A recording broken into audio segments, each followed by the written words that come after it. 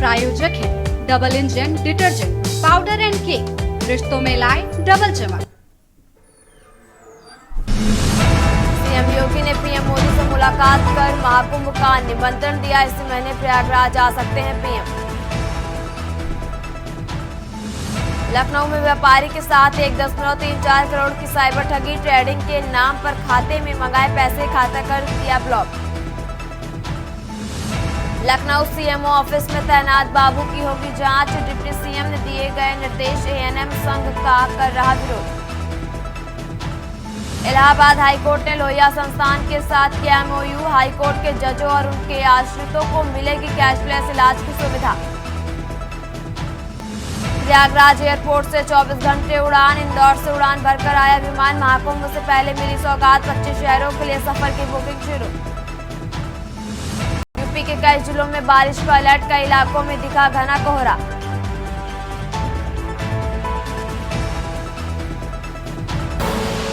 आप देख रहे हैं के न्यूज, खबरों का सारथी।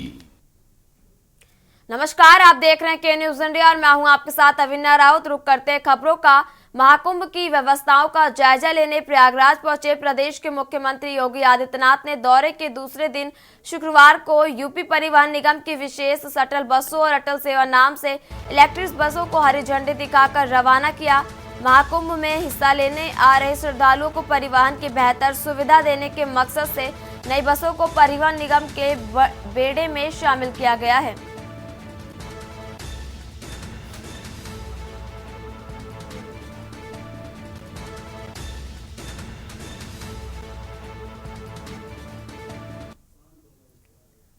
खबर प्रयागराज से, जहां महाकुंभ मेला क्षेत्र में आने वाले श्रद्धालु यूपी में जल जीवन मिशन की उपलब्धियों से रूबरू हो सके, इसके लिए जल शक्ति मंत्री स्वतंत्र देव सिंह ने शुक्रवार को महाकुंभ मेला क्षेत्र में राज्य स्वच्छता एवं पेयजल मिशन द्वारा बनाए गए स्वच्छ सुजल गांव का उद्घाटन किया।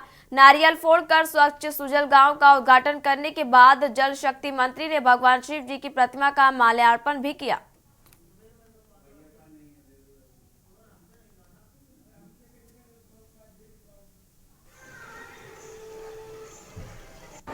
2,35,00,000 FHTC प्रदान किए जा चुके हैं। महाकुंभ में जल जीवन मिशन के अंतर्गत स्वच्छ सुजल गांव की स्थापना की गई है। लगभग 40,000 स्क्वायर फीट में प्रदर्शनी लगाई गई है। प्रदर्शनी में 2017 के पहले के गांव, यानी पहले का बुंदेलखंड, आज के बुंदेलखंड को दर्शाया गया है। किस प्रकार बुंदेलखंड में ट्रेन से पानी आते थे और किस प्रकार पानी के अभाव में लोग दम तोड़े। आज बुंदेलखंड में 2017 के बाद, यानी 2019 से जब जल जीवन मिशन शुरू हुआ, आदरणीय मोदी जी के नेतृत्व में, राज्य के अंदर आदरणीय योगी जी के नेतृत्व में आज घर घर नल पहुंच रहा है, नल से शुद्ध पानी पहुंच रहा है, जिसके जीवन में आमूल परिवर्तन आ रहा है। उत्तर प्रदेश जल जीवन मिशन देश का सबसे अग्रणी राज्य, आदरणीय प्रधानमंत्री नरेंद्र मोदी जी, राज्य के मुख्यमंत्री आदरणीय योगी जी के विजन के अनुरूप प्रदर्शनी में डिजिटल प्रारूप में जल संरक्षण और जल संचय और स्वच्छ पेयजल के महत्व को दर्शाया गया है। प्रदर्शनी में जलधारा और द लाइफ लाइन नाम से पुस्तक और डिजिटल वीडियो सीरीज का शुभारंभ किया गया है। खास तौर पर विंध्य और बुंदेलखंड में लोगों को संघर्ष को दर्शाया गया है। बेहतरीन कार्य के लिए राष्ट्रपति महोदय उत्तर प्रदेश के नेशनल वाटर अवार्ड से सम्मानित भी। हमारे राष्ट्रपति ने जल के स्तर पर, जल संचय के ऊपर भी हम लोगों को सम्मान किया और बुंदेलखंड विंध्य में भूजल स्तर में व्यापक परिवर्तन हुआ। तो राज्य में जिस समय से जल जीवन मिशन शुरू हुआ, हमारे प्रमुख सचिव और विभाग के सभी अधिकारियों परिश्रम की पराकाष्ठा रही और जनता जनार्दन को जिस प्रकार जन जागरण हुआ, बिना जनता के सहयोग से नहीं होता। और जनता जनार्दन का जिस प्रकार जन सहयोग मिला, जन आंदोलन जल पर उड़ा, जल संचय पर उड़ा और स्वच्छ जल पीने, इस पर एक आमूलचूल परिवर्तन आया है। मैं आप सबके माध्यम से सभी अधिकारियों को भी, कर्मचारियों को इस प्रकार का मेरे गांव की नई पहचान, जिस प्रकार की ये प्रदर्शनी यहाँ पर है और हर प्रकार का यहाँ पर मतलब कचरे से लेकर कैसे कचरे का उपयोग कर सकते हैं हम लोग, यानी यहाँ पर सभी प्रकार के गांव कैसा रहा, बुंदेलखंड में गांव कैसे थे, गाय गौ माता कैसी थी और गाय को भी यहाँ रखा गया है। इसलिए यहाँ की प्रदर्शनी का आज शुभारंभ हुआ है और आने वाले समय भी और परिवर्तन राज्य के अंदर आएगा और जो शेष भी बचे हैं उनको भी गांव में हम लोग पानी पहुंचाएंगे। बहुत बहुत धन्यवाद। सर, किस तरीके से तस्वीरें बदली हैं? में आप देखोगे तो पूरे एक गांव की तस्वीर उभर करके आई है कि छोटी सी बड़ी चीज आप बाहर देखेंगे तो गैया भी बधी थी जो है, यहाँ पर जो है टंकियां भी लगी हैं, यहाँ पर आप देखेंगे तो हर चीज देखी गई है, चाहे वो स्कूल हो, आंगनबाड़ी हो या हमारे आवास हो या जो है कूड़ा उठाने की मशीनें हों, उसका उपयोग है। तो ये ओवरऑल जो है इसमें पूरे गांव की एक तस्वीर जो उभर करके आएगी और ये भी इसमें दिखाया गया है कि डिजिटल के माध्यम से और प्रिंट के माध्यम से कि हमारा जल जीवन मिशन का सफर क्या रहा है, कैसे कैसे चला, हम लोगों ने कितना कितना किया, कैसे कैसे किया। और एक चीज और आप देखोगे कि इसमें आप चाहो तो ये देख सकते हैं कि हमें किस प्रकार का पानी पीते हैं तो हमें क्या प्रभाव पड़ता है, जो आज सामने दिखाई पड़ रहा है। जी। और इसमें एक माइलस्टोन भी है कि किस तरह से हम लोग क्या कैसे देखो माइलस्टोन लगा के हमें कहाँ से शुरू किया था, आज कहाँ किया। तो आप शुरू से देखेंगे तो जो है हमारे पानी कैसे आता है, ग्राम सचिवालय है तो क्या है, हमारी दुकानें हैं। और एक चीज़ उधर आप जाएंगे देखेंगे तो हर गांव में हमारे 5 महिलाएं प्रशिक्षित की गई हैं जो कि अपने उनको किट्स दिया गया है जिसके माध्यम से वो पानी की शुद्धता की जांच करती हैं। जो हमारे यहाँ पानी जा रहा है उसमें कोई गड़बड़ी तो नहीं है, तो उसको देखती हैं कि ये शुद्ध है कि नहीं। और इस तरह से हमारा आज का आप एक चीज़ और देखिए कि आपको पूरब के जिलों में पहले आपको ये पता चलता था कि अशुद्ध पानी पीने से जो है कि ये बीमारी आ गई। आज का जो है आप हेल्थ डिपार्टमेंट की रिपोर्ट देखोगे तो उसमें जब से हमारा जल जीवन मिशन आया, जो जल के द्वारा बीमारियां होती थी उसमें गिरावट।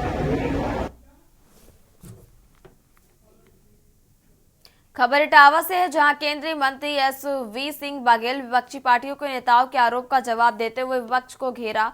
एसपी सिंह बघेल ने अरविंद केजरीवाल के आरोपों पर कहा कि उनके द्वारा बिहार और उत्तर प्रदेश के लोगों का अपमान है। वोट इलेक्शन कमीशन के द्वारा बनवाए जाते हैं, वोट बनाने की एक प्रक्रिया है, उसके तहत बनाए जाते हैं। सरकार उनकी की जा रही, इसलिए मिथ्या आरोप लगाए जा रहे। वहीं मिल्कीपुर उपचुनाव पर कहा कि मिल्कीपुर का चुनाव सेमीफाइनल नहीं मानना चाहिए। जनता की नब्ज क्या है, निश्चित की ही केंद्र सरकार और राज्य सरकार की योजनाओं और बूथ स्तर पर कार्यकर्ताओं की मेहनत की जीत होगी। अखिलेश के मिल्कीपुर वाले बयान के सवाल पर कहा कि चुनाव आयोग ईमानदारी से चुनाव कराता है, नाच न आए आंगन टेढ़ा कहा जाता है। हारने के बाद ईवीएम को दोष दिया जाता है।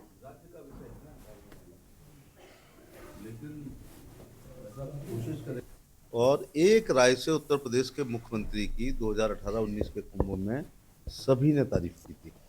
इस बार 6 साल और मिल गए। दूसरा ये पूर्ण कुंभ, बड़ा कुंभ है और प्रधानमंत्री जी ने खुद जा कर के मॉनिटरिंग की। सीएम इतने बार वहाँ जा चुके हैं कि याद ही नहीं, डिप्टी सीएम साहब वहीं के रहने वाले हैं। तो ये विश्व के लोगों को रिसर्च के लिए हमारे यहाँ आना चाहिए कि आखिर भारत में सनातन की जड़ें कितनी मजबूत हैं। हालांकि इस पर गोरी ने, खिलजी ने, तुगलक ने, लोधी ने, मुगलों ने, हूणों ने, यवनों ने, ईसाइयों ने बहुत हमले किए। और अब बात कर रहे हैं अम्बेडकर नगर की, जहां बीजेपी जिला अध्यक्ष पद व अन्य के लिए कुल 78 भाजपा नेताओं ने नामांकन किया। अब की बार प्रदेश अध्यक्ष भूपेंद्र सिंह चौधरी ने अध्यक्ष पद के लिए 2 शर्तों को स्पष्ट कर दिया। पहली शर्त में कहा कि 60 साल उम्र पार कर गए नेता नामांकन नहीं करा सकेंगे। वही दूसरी शर्त भारतीय जनता पार्टी का 2 बार सक्रिय सदस्य अनिवार्य कर दिया गया है। इससे अम्बेडकर नगर में कई नेता नामांकन की प्रक्रिया से बाहर हो गए हैं। अम्बेडकर नगर में अध्यक्ष पद के लिए पूर्व जिला अध्यक्ष कपिल देव वर्मा, उपाध्यक्ष विमलेंद्र प्रताप, मोनू सिंह, डॉक्टर राजनीश, डॉक्टर रणधीर सिंह, चंद्रिका प्रसाद व अन्य ने नामांकन किए हैं।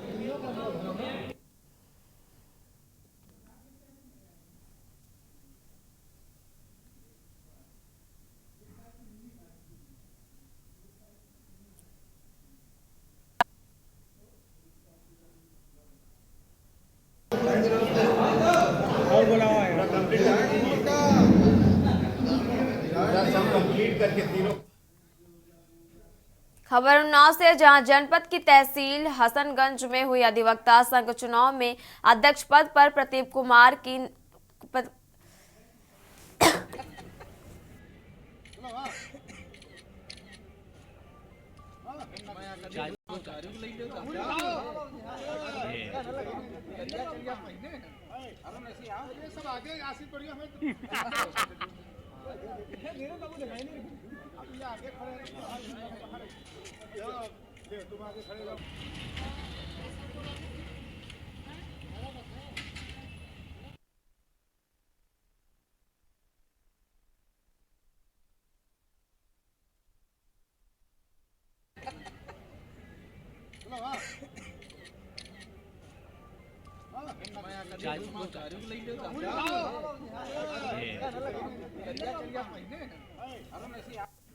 फिलहाल यहाँ रुकेंगे एक छोटे से ब्रेक के लिए, जल्द हाजिर होंगे।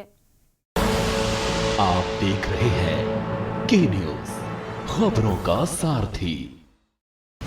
ब्रेक के बाद रुक करते हैं मथुरा का, जहां भारतीय बल्लेबाज विराट कोहली पत्नी अनुष्का शर्मा के और अपने दोनों बच्चों के साथ प्रेमानंद महाराज के आश्रम पहुंचे। ऑस्ट्रेलिया दौरे से वापस आने के बाद कोहली और अनुष्का वृंदावन में प्रेमानंद गोविंद शरण जी महाराज के आश्रम पहुंचे और उनका आशीर्वाद लिया। मालूम हो कि कोहली पिछले कुछ समय से खराब फॉर्म से गुजर रहे और ऑस्ट्रेलिया दौर पर भी वह रन बनाने के लिए जूझ रहे थे। कोहली और अनुष्का का प्रेमानंद महाराज के आश्रम पहुंचने का वीडियो सोशल मीडिया पर जमकर वायरल भी हो रहा। ठीक हो आप? मन प्रसन्न है? ये इस सखी को दे दो।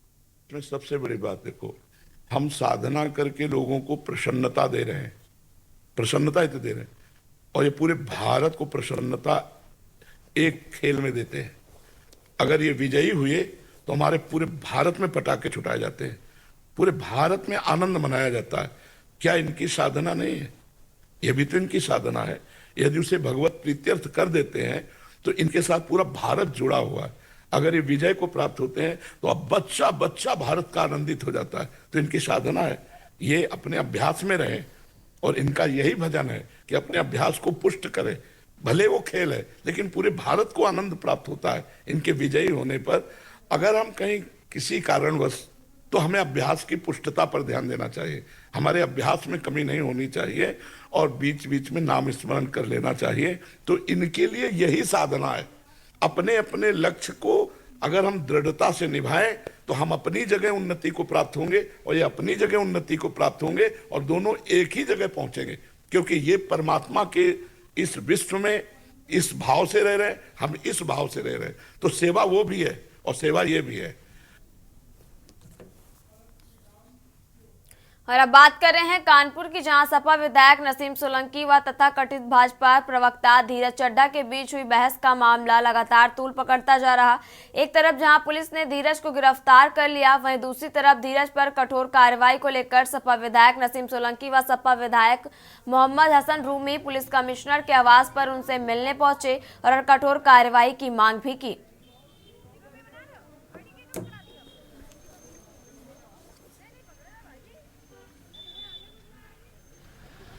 कमिश्नर साहब के पास आना तो एक, हालांकि मैंने जब ये परसों फ़ोन आता है, मैंने सबसे पहले उन्हीं को इत्तला करी थी कि देखिए मेरे साथ बस लूट हो रही है फिर से, और फ़ोन पे मुझे धमकाया जा रहा है, तो आप इसमें तुरंत एक्शन लीजिए। खैर उन्होंने एक्शन भी लिया और आज उसकी गिरफ्तारी हुई, वो जेल चला गया। मुद्दा ये नहीं है कि कोई पागल आदमी है परेशान कर रहा है, और इतना भी पागल नहीं, उसको मेरा नंबर रटा हुआ है, जहन में मेरे घर का एड्रेस रटा हुआ है, तो इसका मतलब वो कभी भी मुझ पर अटैक कर सकता है। मुझे फ़ोन बार बार जो मिला के परेशान कर रहा है, तो इसका मतलब पागल नहीं है।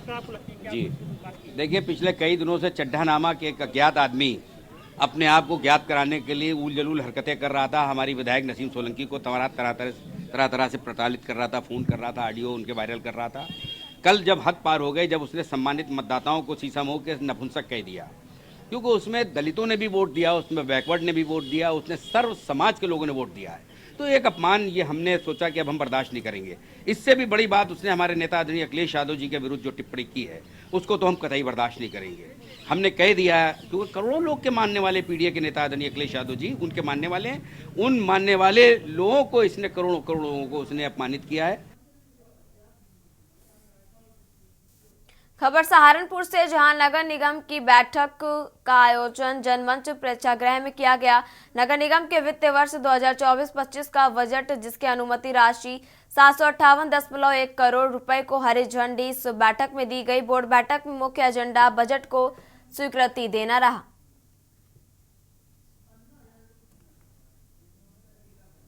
जो पुनरीक्षित बजट है 2024-2025 उसके लिए रखी गई थी, और आज 758 करोड़ रुपए का पुनरीक्षित बजट बोर्ड ने ध्वनि मत से एक बड़े अच्छे ही संवाद के द्वारा, लगभग 3 घंटे संवाद चला, जिसमें सभी पार्षदों की एक ही चिंता दिखाई दी कि बोर्ड को स्वावलंबी बनना है, बोर्ड को अपने आय के सृजन करने हैं खुद, और आय के सृजन करते हुए जो व्यय है उसके ऊपर भी लगाम लगानी है।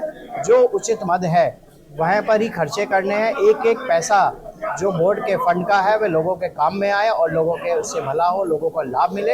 ये एक मैनिपुलेशन किया हुआ बजट था। ये बजट निराशाजनक है, ये अधिकारियों को लाभान्वित करने वाला बजट है।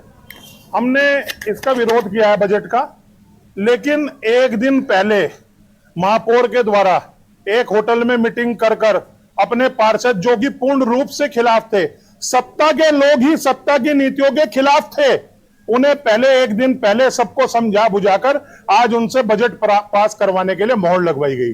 ये बजट अधिकारियों को लाभान्वित करने के लिए है। ऐसे बजट में जिसमें 3,15,000 रुपए की आज तक आय हुई है जनमंच से, और उस पर खर्च 30 लाख रुपए का। खबर गाजीपुर से, जहां एसपी ऑफिस में एक वीडियो कॉन्फ्रेंसिंग रूम का शुभारंभ किया गया। गाजीपुर के डिस्ट्रिक्ट जज धर्मेंद्र कुमार पांडे ने फीता काटकर इस वीडियो कॉन्फ्रेंस का उद्घाटन किया। पुलिसकर्मी, सरकारी कर्मचारी, डॉक्टर्स एवं अन्य एक्सपर्ट वीडियो कॉन्फ्रेंसिंग के जरिए कोर्ट में गवाही दे सकेंगे। वह वीडियो कॉन्फ्रेंसिंग रूम के जरिए अन्य जिलों की अदालतों में चल रहे मामलों में भी पुलिसकर्मी और सरकारी गवाह अपनी गवाही कोर्ट में दर्ज करा सकेंगे।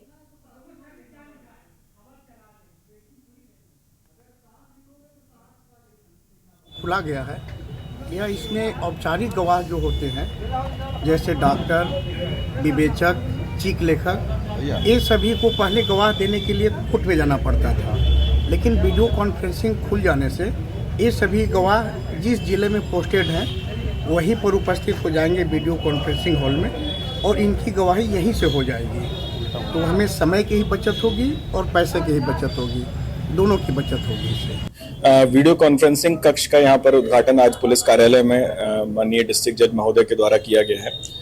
इसमें इसका उद्देश्य ये है कि जो भी हमारे स्पेशली सरकारी हमारे वो होते हैं गवाह जो होते हैं, जैसे हमारे पुलिसकर्मी हो गए, डॉक्टर्स हो गए एवं अन्य एक्सपर्ट विटनेस, वो यहीं से अपनी गवाही दे सकेंगे, क्योंकि सरकारी कर्मी विभिन्न जनपदों में तैनात रहते हैं। उस समय उनके द्वारा विभिन्न विवेचनाएं की जाती हैं या फिर विभिन्न विवेचनाओं में वो गवाह होते हैं।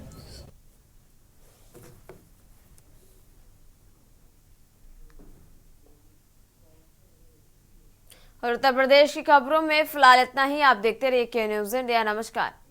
इस कार्यक्रम के प्रायोजक हैं double engine detergent powder and cake, रिश्तों में लाए डबल चमक।